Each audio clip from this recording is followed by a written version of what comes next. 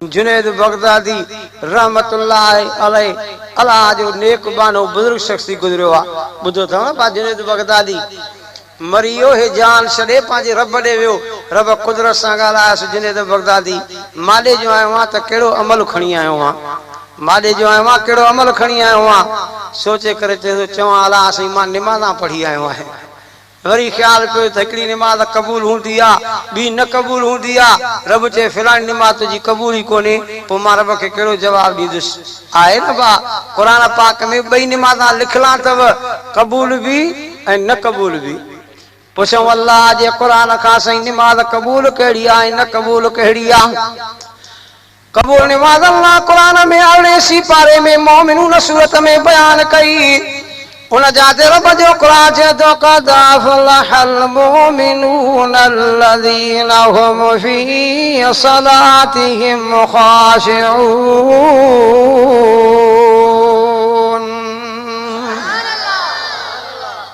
कामयाब थिया ईमान वारा निमाज़ी जिन निमाज़ पढ़ी आजिज़ीअ सां सजदो भी पूरो तरकू भी पूरो ढारे ढारे निमाज़ पढ़ियो। इहा निमाज़ अल्लाह वट क़बूल आ। साईं भला न क़बूल कहिड़ी आ। क़ुर चए तो क़बूल न क़बूल त पंहिंजी जाते पर उहा निमाज़ निमाज़नि जे लाइ वैल ऐं मुसीबत बणबी। साईं कहिड़ी निमाज़ ख़ुदा जो क़ुर चए तो फ़वैलुल लिल मुसल्लीन अल्लज़ीना हुम अन सलातिहिम साहून अल्लज़ीना हुम युराऊन व यमनऊन अल माऊन।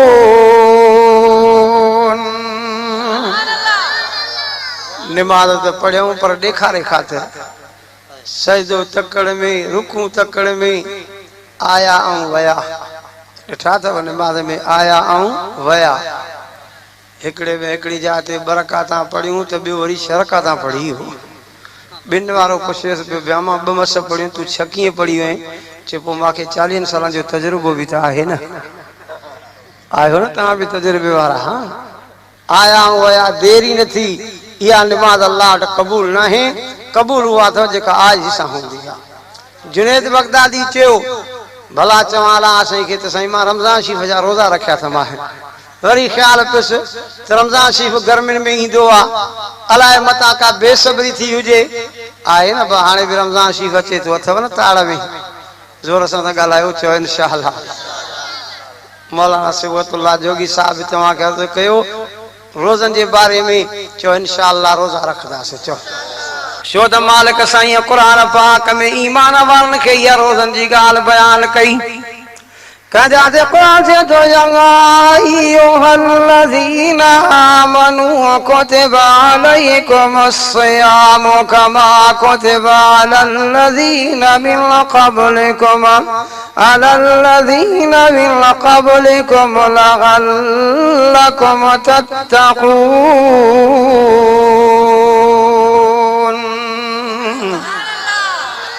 ईमान वारो तव्हांजे मथां रोज़ा फर्ज़ जीअं पहिरियों उम्मतनि ते हा। इन जे करे तव्हां रब जो ख़ौफ़ कयो। मां रब तव्हांखे रमज़ान जो महीनो ॾिनो आहे। ख़ुदा जो क़ुर चए तो शहरु रमज़ान अल्लज़ी उनज़िल फ़ीहिल क़ुरआन हुदल लिन्नासि व बय्यिनातिम मिनल हुदा वल फ़ुरक़ान।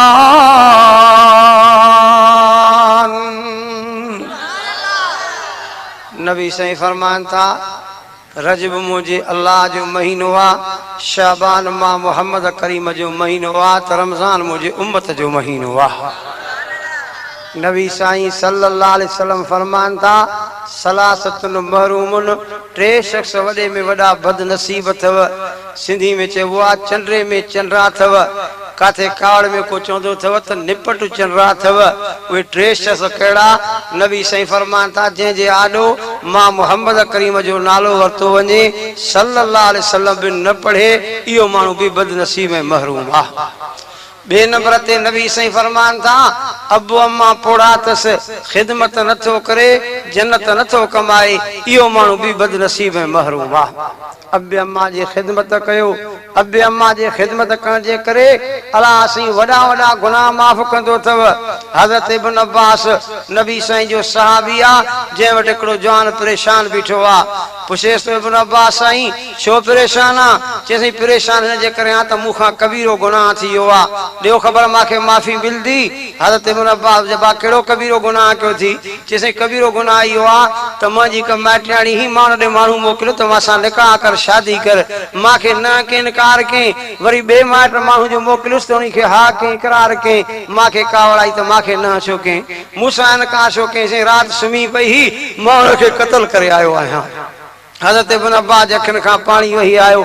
ज़ालिम ज़ुल्म करे छॾियई, बेगुनाह नौजवान औरत खे, पाक ऐं साफ़ दामन खे तो क़त्ल कयो आ, वॾो कबीरो गुनाह कयो थी। पर ॿी ॻाल्हि ॿुध, अबो अम्मा जीअरा थी, चई न साईं अबो अम्मा मरी विया आहिनि। हाणे वञ राति ॾींहुं रोईंदो वत, अलाह जी मर्ज़ी आहे, माफ़ करई न माफ़ करई त उन जी मर्ज़ी थी। पुछा कंहिंसि अबो अम्मा जीअरा? चई न साईं। चई हाणे राति ॾींहुं रोईंदो वत, अलाह जी मर्ज़ी आहे, माफ़ करई न माफ़ करई उन जी मर्ज़ी आहे। हमरा हलियो वियो ॿियो साहिबु थी करे हज़रत इब्न अब्बास खां पुछे थो, साईं तव्हां हिन खां ईअं छो पुछो त अबो अम्मा जीअरा थी? इहा ॻाल्हि तव्हां छो पुछियसि? हज़रत इब्न अब्बास चए थो मां तॾहिं पुछियोमांसि जे चवे हा त अबो अम्मा जीअरा आहिनि, चवांसां त वञी अबे अम्मा जी ख़िदमत कर। अबे अम्मा जे ख़िदमत करण जे करे अल्लाह अहिड़ो गुनाह बि तोखे माफ़ करे सघे थो। अबे अम्मा जे ख़िदमत करण जे करे एॾो कबीरो गुनाह बि माफ़ थी सघे थो। अबे अम्मा खे राज़ी करण जे करे, इज़त करण जे करे अबा वॾियूं वॾियूं बीमारियूं बि ख़त्म थींदियूं अथव।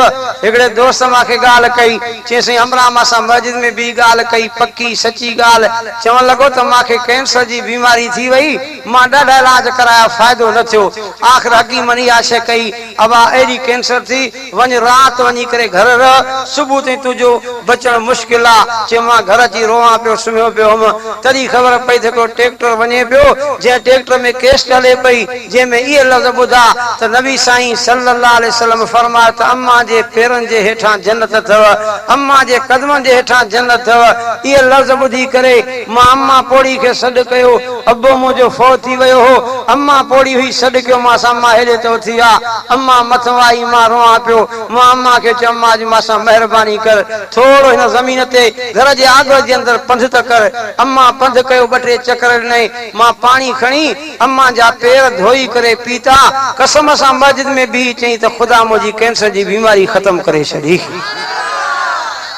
अबे अम्मा जी ख़िदमत कयो, भलाई बरकत अथव अबे अम्मा जे ख़िदमत में। क़ुरान पाक में 84 4 जायूं अथव, जिथे अल्लाह से हुक्म कयो मुंहिंजी इबादत कयो, उते हुक्म कयो अथई त अबे अम्मा जी इज़त कयो। शरीफ़ मां कुझु जायूं मां पढ़ां थो, माना तव्हां पाण कजो। हिकु जात इंसान खे पंहिंजी अबे अम्मा जी इज़त जे बारे में रब साईं जो क़ुरान चए थो, वइज़ा ख़ज़ना मीसाक़ बनी इसराईल ला ताबुदून इल्लल्लाह व बिल वालिदैन इहसाना।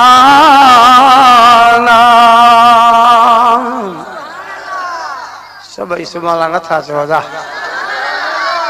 वरी क़ुरान चए थो अबे अम्मा खे उफ़ बि न चवंदा कयो, झिड़क बि न ॾींदा कयो। उते रब जो क़ुरान चए थो, फला तक़ुल लहुमा उफ़्फिन वला तनहरहुमा वक़ुल लहुमा क़ौलन करीमा। वरी क़ुरान चए थो अबे अम्मा जाॾो सीनो बि न साईंदा कयो, अबे अम्मा जाॾो सीट बि न कयो। उते रब जो क़ुरान चए थो, वख़फ़िज़ लहुमा जनाहल ज़ुल्लि मिनर रहमा वक़ुल रब्बि इरहमहुमा कमा रब्बयानी सग़ीरा।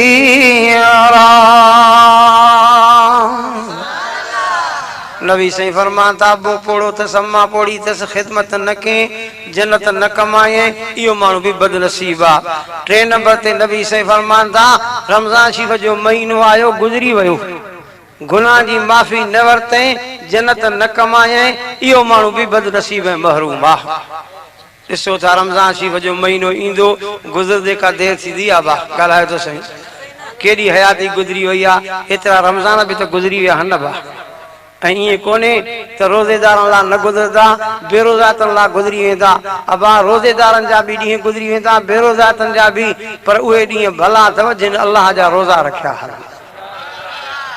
वरी ईद जे बारे में मां तव्हां खां पुछां जहिड़ी बेरोज़ातन खे तकड़ हूंदी आहे मां सम्झां रोज़ेदारन खे न हूंदी आहे अॻे ई दर्जन खे चवंदा आहिनि बेरोज़ात चे हे महीनो 29 थींदो अञा बीठो ई न हलियो ई न अॻे ई चवंदा हुआ त हे 29 थींदो ऐं रोज़ेदार चवंदा आहिनि त अल्लाह साईं 30 ॾींहं पूरा कजां चओ रोज़ेदार तूं यकीन सम्झो 29 थियनि अल्लाह वटि जेके तुंहिंजा 30 रोज़ा लिखाइजी वेंदा आहे न रोज़ेदार ईअं कंदा आहिनि ऐं बेरोज़ा त वरी जेतिरी तकड़ खास करे ईद जी हज़रत अली साईं रज़ी अल्लाह ताला अन्हु जो फरमान आहे लैसल ईद लिमन लबिस सौबल जदीद वलाकिनल ईद लिमन साम रमज़ान हज़रत अली साईं फरमायो आहे ईद उन्हनि माण्हुनि जी न अथव जिन नवां लटा पाता ईद उन्हनि जी अथव जिन रमज़ान शरीफ़ जा रोज़ा रखिया हज़रत अली साईं जो कौल आहे दिलि ईअं चवंदी आहे त ईद निमाज़ जे ॿार मां बीह रहां जेको जे रोज़ा रखिया त अंदरि छॾियां त निमाज़ पढ़नि जिन न रोज़ा रखिया आहिनि त हितां ई वापसि कया आहिनि छो त ईद उन्हनि माण्हुनि जी आहे जिन रमज़ान शरीफ़ जा रोज़ा रखिया आहिनि पर मां अर्ज़ु कयो जहिड़ी तकड़ वरी बेरोज़ात खे हिकिड़े बेरोज़ात ईद जी निमाज़ पढ़ी पोइ ॿियो पुछेसि पियो जहिड़े अलाह जा बाना सियारे में रमज़ान शरीफ़ हुयो रोज़ा रखियई चे न बा केरु रखे अलाह साईं बख़्शींदो कॾहिं वरी ईअं चई वञेसि पियो चे भला तरावीह काथे ॿुधई चे न बा केरु बीहे अलाह बख़्शींदो हो बि हुजे ख़ुशि त भई मज़ाकी माण्हू चे भला ॾे ख़बर ईद जूं सयूं खाधियूं थी चे तूं भला मूंखे काफ़र सम्झो आहे छा वञी ईद बि ॾिसनि ते चओ इंशाअल्लाह रोज़ा रखंदासीं अल्लाह तौफ़ीक़ ॾींदो चओ इंशाअल्लाह अब हिमत थींदी ईमान वारे खे अल्लाह साईं तौफ़ीक़ ॾींदो आहे मां कयां चो अल्लाह जे क़ुर मां तव्हांखे अल्लाह जे क़ुर जूं ॻाल्हियूं थो अर्ज़ु कंदो हलां 5 साल कहिड़ो थी अल्लाह साईं विच जन्नत में विहार वेठो आहे विच जन्नत में वरी रोई पियो छो थो रोई अल्लाह साईं बसि हाणे आख़िरी 6 साल कयां थो इहो बि क़बूल कर वाइदो आहे मां सतो न कंदुसि छो भला एॾी उमेद आई थी चए थो मालिक मां छो न उमेद रखां मूंखे क़ुर जो सबक़ यादि आयो आहे बना बुधा कहिड़ो यादि आयो थी चए थो रब तो क़ुर पाक में ईअं बि फरमायो आहे त वमा तुक़द्दिमू लिअन्फुसिकुम मिन खैरिन तजिदूहु इंदल्लाहि हुवा खैरन व अअज़म अजरा वस्तगफिरुल्लाह इन्नल्लाह गफूरुर रहीम ओ मुंहिंजा अल्लाह गफूर भी तू आं त रहीम भी तू आं कर 6 साल कहिड़ो थी अल्लाह साईं विच जन्नत में वेठो आं मूंखे हिकिड़े नंढड़े तंबू जी हण जी जाइ ॾे त नंढड़ो तंबू हणी करे वेहां नबी साईं फरमान था नंढड़े तंबू जी जाइ मिलेसि थी पर नबी साईं जा लफ़्ज़ अथव हीअ सॼी दुनिया जी बादशाही ॾिसो था नंढड़ी अथव जन्नत में नंढड़े तंबू जी जाइ अल्लाह इन खां बि वॾी करे ॾेसि थो जन्नत कंहिंजे हथ में आहे बा ज़रूरत सां त ॻाल्हि उमेद कंहिंमें अथव जुनैद बगदादी जे वक़्त में हेॾे ख़्यालु कयो जुनैद बगदादी जे वक़्त में हिकिड़ो माण्हू गुनाहगार मरी वियो वठी आयसि हल भला हिन जो जनाज़ो त पढ़ा ॾिसी करे चयो लॻो हे त ॿिया गुनाहगार आहे हेड़े जो मां जनाज़ो पढ़ायां मां न पढ़ाई त मूं कावड़ कयूं मोटियो हलियो वियो ॿिए कंहिं मुला खे वठी करे जनाज़ो पढ़ायूं किताब लिखियो राति थी जुनैद बगदादी खे ख्वाब में आयो ॾिसे त उहो गुनाहगार जन्नत में घुमंदो अचे पियो अड़े तूं त गुनाहगार आहीं मां कावड़ में तुंहिंजो जनाज़ो बि न पढ़ियो कीअं जन्नत मिलई चए तो कावड़ कई जनाज़ो न पढ़ियई रब खे रहम आयो भला जुनैद बगदादी जो कावड़ करे थो जन्नत इन जे हथ में त कोन्हे का जन्नत त मां रब जे हथ में आहे तुंहिंजे कावड़ जे करे अल्लाह मूंखे जन्नत ॾेई छॾी आहे जन्नत कंहिंजे हथ में आहे महिरबानी कंहिंजी आहे मां पिया अर्ज़ु कयो जुनैद बगदादी जो ॿियो किस्सो पिया अर्ज़ु कयो सभु होशियारी में वेठा हो न बा सफ़ा पूरी होशियारी अथव चङो भला उहे हथ मथे खणो जेके थकिजी पिया हो बसि वरी सभु थका थी अञा मूंखां बाद माण्हू रही बसि साहिबु सुंगरो वेठो आहे अलाह जो क़ुर ॿुधाईं त हिते थकिजी पियो सलाह सगोरी पढ़ो तो मां अर्ज़ क्या अल्लाहुम्मा सल्लि अला मुहम्मद व अला आलि मुहम्मद कमा सल्लैता अला इब्राहीम व अला आलि इब्राहीम इन्नका हमीदुम मजीद। माज़ कयो जुनैद बगदादी चवण लॻो हाणे रोज़ा बि नथो अलाह खे चवां बस अहिड़ी थो ॻाल्हि कयां अलाह असांजी अलाह मां राज़ी थी वञे। चयो कहिड़ी ॻाल्हि करे थो? चए थो अलाह असांजी मां वटि ॿियो अमल कोन ॾेई पर जेको मां ज़िंदगी गुज़ारी आहे तुंहिंजी तौहीद ते गुज़ारी आहे। छो त अलाह तौहीद जे करे राज़ी थींदो आहे। चओ अलाह तौहीद जे करे अलाह मां ज़िंदगी तौहीद ते गुज़ारी थमान। रब फरमा जुनैद बगदादी मां अलाह सां बि कूड़ थो ॻाल्हाई अलाह असांजी पनाह ॾे मूंखे कूड़ खां मां कूड़ छो ॻाल्हाईंदुमि।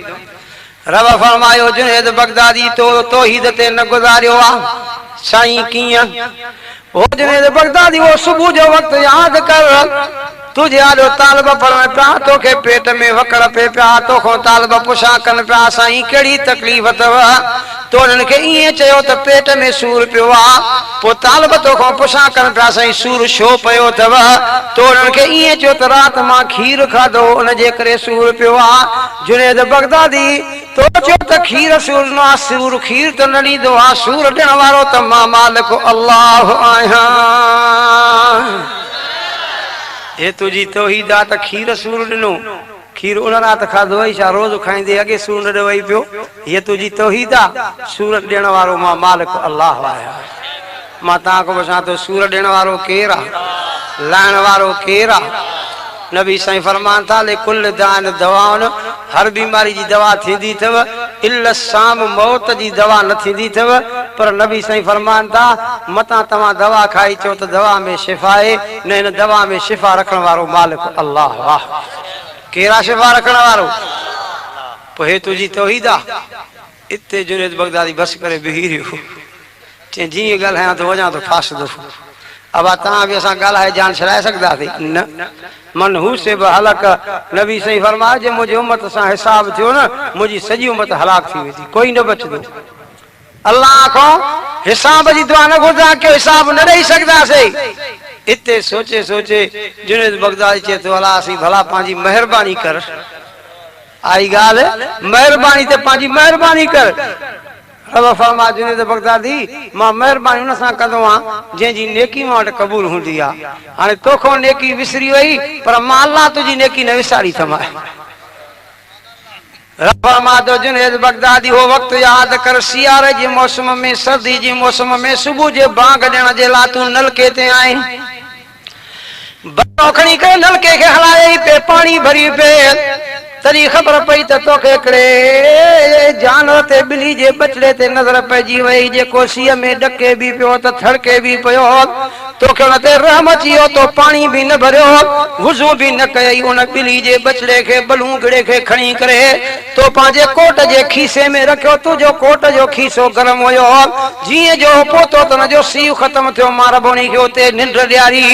ओ जुनैद बगदादी तो वुज़ू कयो सुबुह जी बांग ॾिनई बरकातां सुनत पढ़ई वरी जमात आई बरकातां फर्ज़ पढ़ाइनी वरी सूरत यासीन पढ़ई त इशराक जो वक़्तु थी वियो पोइ इशराक जी निमाज़ पढ़ई वरी पंहिंजे घर वई घर वञी करे दुनिया जो कमकार कई वरी मोटी आए त चाश्त जो निमाज़ जो वक़्तु थी वियो तो निमाज़ चाश्त जी पढ़ी वरी मस्जिद में सुम्ही पए तोखे निंड अची वई बेपारी थी वई ज़ोर थी वई बांगाशूं थी वयूं तोखे बि जाग थी भला मां बि त बांग ॾियां त भला वुज़ू बि त कयां वुज़ू जे कयां त भला ॾंदण बि त हणा हाणे जेब में अथई त मां ॾंदण कढां अञा जो हथई त उन ॿिली जे बचड़े में पइजी वई तोखां दाह निकिरी वई अल्लाह हे मूंखां छा थी वियो सुबुह जी बांग खां अॻ में मां खीसे में रखियो रब खे त धक लॻाऊंदा ईज़ा आया हूंदा रब हे त जो जेके मखलूक जानवर अल्लाह तुंहिंजी जेका त मरी वई रब मां खां ते रहमत कोन थियो मां खां ज़ुल्म थी वियो आहे तूं रोए बि पियो ईअं बि चवे पियो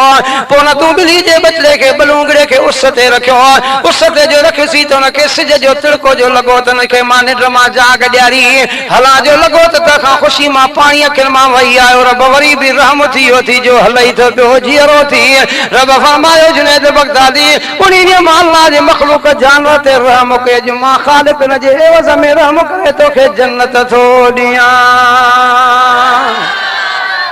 अल्लाह जे मखलूक जानवर ते रहम के अल्लाह एवज़ में जन्नत ॾेई छॾी आहे।